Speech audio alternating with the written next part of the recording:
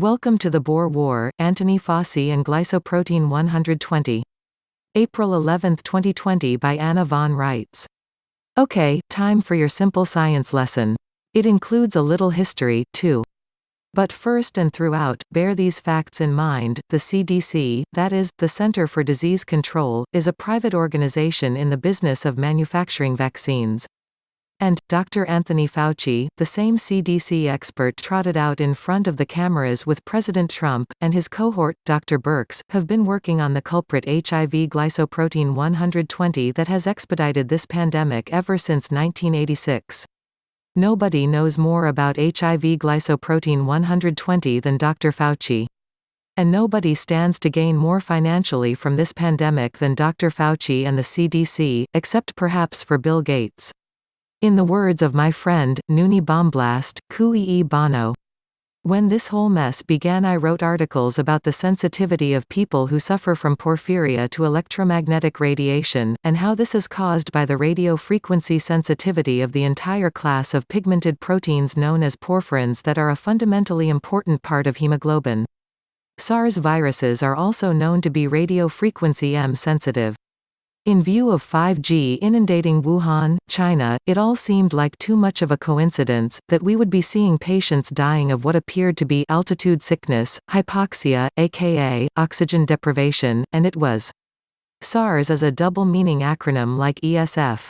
It can stand for Severe Acute Respiratory Syndrome, or, alternatively, it can stand for Specific Absorption Range Sensitive. Now add the word virus and you are describing the same class of viruses in two different ways: one, the effect of the virus, and the other, the character of the virus. All SARS viruses are radio-sensitive, and so are the porphyrin rings that act as cages enclosing the iron atoms that form the heme group in hemoglobin.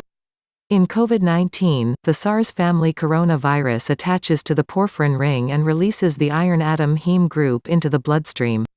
This does two things: one, it incapacitates the ability of hemoglobin to carry oxygen throughout your body, causing oxygen deprivation, clinical hypoxia; two, it causes iron poisoning of the bloodstream, which in turn kicks your bone marrow into hyperdrive to produce new hemoglobin to capture the loose iron and carry out its oxygen transport functions.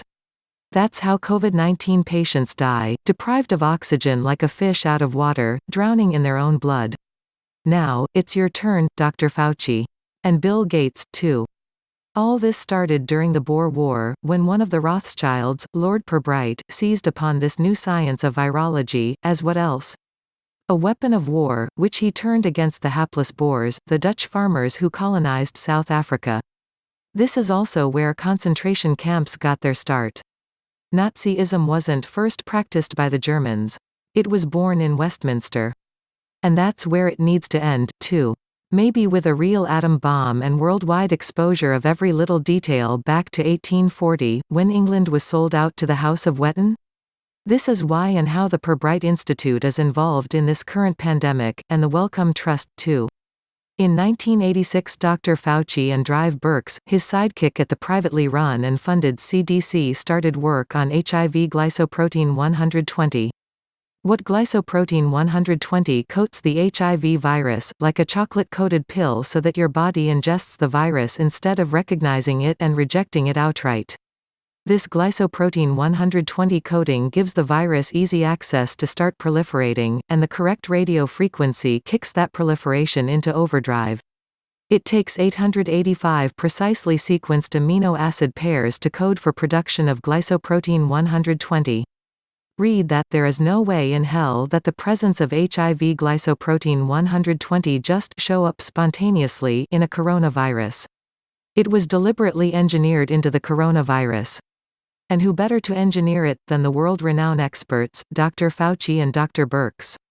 If they didn't do it directly, they aided and assisted those who did: Bill Gates, the Pirbright Institute, the Wellcome Trust, DARPA, all the usual nasty corporate and Nazi eugenist social engineering suspects.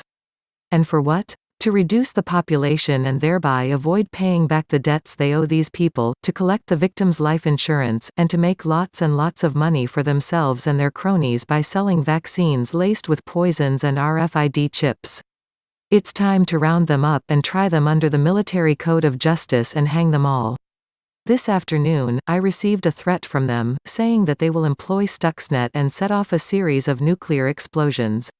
I wrote back that any such action on their part will result in the immediate worldwide release of the entire USB receipt book, all 13 parts, and the kill order to eradicate all members of all 13 bloodline families. Including all the bastards we can trace. Once and for all, zoom enda. Sucks to be on the receiving end. Quote Spoon, you have no fear of the underdog. That's why you will not survive.